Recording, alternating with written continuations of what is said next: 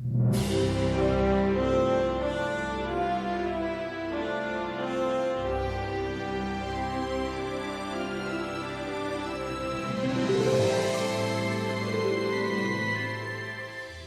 you for tuning into this 2022 Election Candidate Forum for Legislative District 35 Senate seat. The forum is presented by the League of Women Voters of Thurston County in collaboration with Thurston Community Media.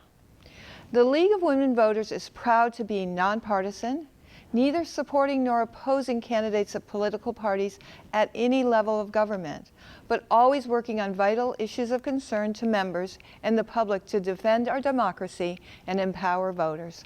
I am Darlene Hine from the League of Women Voters, and I will be moderating this forum. Rhonda Porter, also with the League, will be our timer. The candidates are Julianne Gale and Drew MacEwen. For this forum, each candidate will have the opportunity to answer a series of questions. The first question will be to the candidate in alphabetical order, and then we'll alternate so that each has a chance to start first. You will also have an opportunity to ask your opponent a question. Each candidate will have 1 minute to respond. The timer will turn yellow to show when you have 15 seconds left, and then will show a stop sign when your time is up. If you don't notice the sign, I will tell you when your time is up. For the first question, I will begin with Julianne Gale. Question 1. What makes you the better candidate for this position? Thanks for the question, Darlene.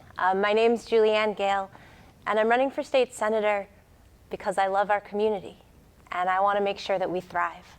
I want to make sure that young people have opportunities right here at home that are local. I want to make sure that our elders get to have a dignified retirement, and that as we move forward together, we're here for everybody. I've done a lot of different things in my life. I've been a public school teacher. I've been a union construction worker. I've worked in oysters, in wood products, in community mental health. I've been a nonprofit manager, and now I have the pleasure of being the youth program manager for the Skokomish Indian tribe. The role of a state senator is to represent our voices. My heart's independent, but I'm running as a Democrat because I want to make sure that our community's voices are heard in the majority caucus. Thank you. Drew? Thank you, and thank you for having me, and thanks to the League of Women Voters. Appreciate the opportunity to have this forum and this debate. My background, I was in the Navy nuclear engineering field, served 6 years in the submarine force. That's what brought me out to Washington State back in the early to mid 90s.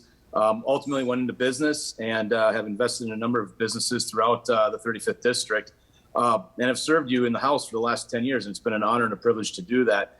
Through that has given me the ability to see firsthand what is happening in Olympia, both good and bad. And as a business owner, I see those consequences, good and bad, and the impact on employees and employers. But most importantly, over those 10 years, it's developing the bipartisan relationships that are needed to effectively govern in our state. And I'm proud of those relationships that I've developed in both chambers and in both parties, and look forward to continuing to serve you in the state Senate. Again, I thank you for the opportunity to be here today, and I look forward to your questions. Thank you. Question 2. Is there anything you think the state should do to address the homelessness crisis? Yeah, thank you for that question, Darlene. There's a number of things the state should be doing. We have made it cost prohibitive to build new housing in our state, whether it's multifamily housing, single family housing. We have a growth management act that was enacted in the early 90s when the state's population was around 4.5 million. Today it's 7.5 million, and we've done nothing to address that growth in population in terms of the Growth Management Act.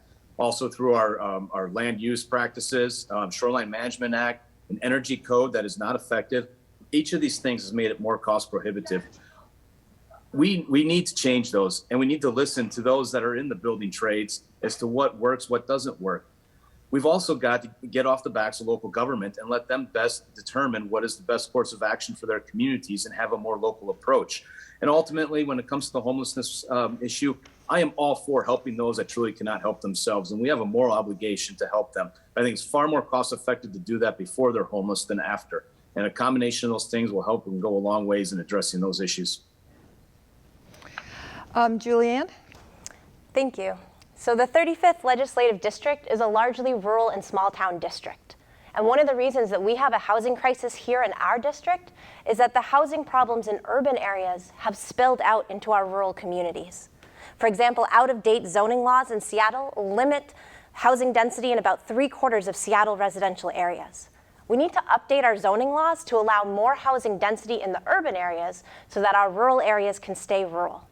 The state legislature can also create a home occupancy incentive fund to reduce property taxes for those who live in their own homes or rent out their homes full-time. Such a fund would also support the development of permanently affordable housing and create supportive housing for those who need services to live independently. This would be a huge step towards creating a more fair tax system and ensuring that everyone has a safe, healthy, and affordable place to live. For the third question, I will begin with Julianne Gale. What do you think is the most important issue statewide that the legislature should address? From my perspective, the biggest issue is that rural and small town voices aren't being heard. And in general, that the people's voices in our district are not being heard at the state level.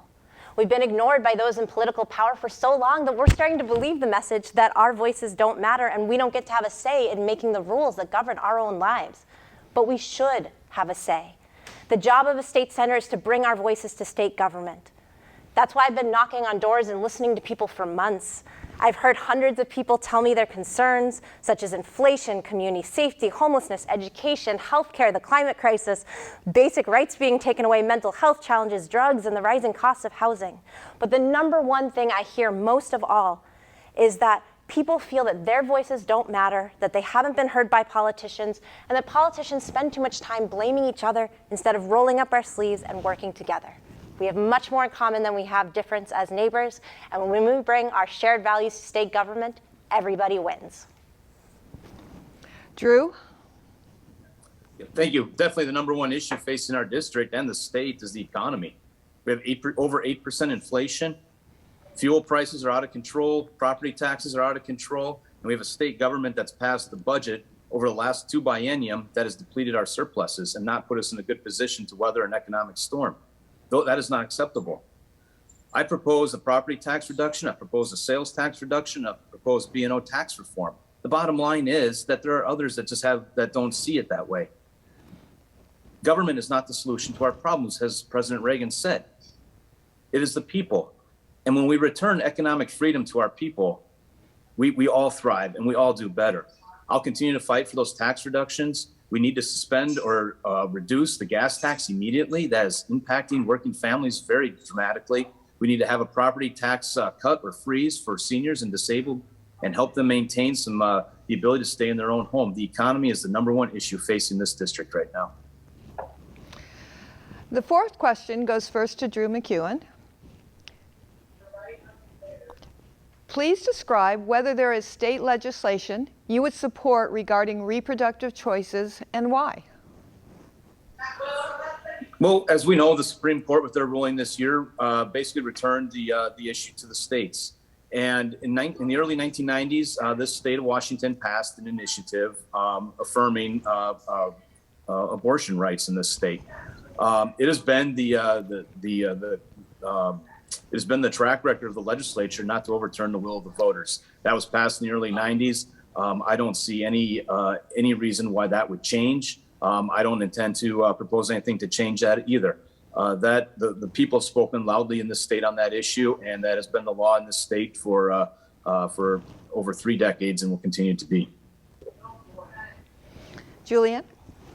So I've knocked thousands of doors since February, and ever since the overturn of Roe v. Wade, many people have told me that their number one issue right now is ensuring that we protect reproductive freedom here. I'm pro-choice. We shouldn't have government interference in our private decisions. Unfortunately, criminalizing abortions does not stop them from happening, it just makes them more dangerous. We should focus on protecting reproductive rights, eliminating the root causes of abortion by increasing support for parents, eliminating poverty, increasing access to family planning information, protecting access to contraceptives, ending sexism, eliminating intimate partner violence, and improving access to affordable health care. These are all things that the state legislature can do in the aftermath of the overturn of Roe v. Wade, and making sure that our reproductive freedom is protected going forward in Washington state. Thank you. The fifth question goes first to Julianne Gale. The capital gains excise tax passed the legislature and was signed into law. It is now in the courts. Please briefly explain how the excise tax would work and whether you support the tax. Could you repeat the question, please? Certainly. The question is, the capital gains excise tax passed the legislature and was signed into law. It is now in the courts. Please briefly explain how the excise tax would work and whether you support the tax. So how the capital gains tax works is that it only applies to the ultra-rich who make more than $250,000 in profits from the sales of bonds, stocks, or big corporations. This tax does not apply to home sales or family businesses like family farms. The capital gains tax reduces the tax burden for working people by ensuring that the extremely rich are investing back into the very communities that made them rich in the first place.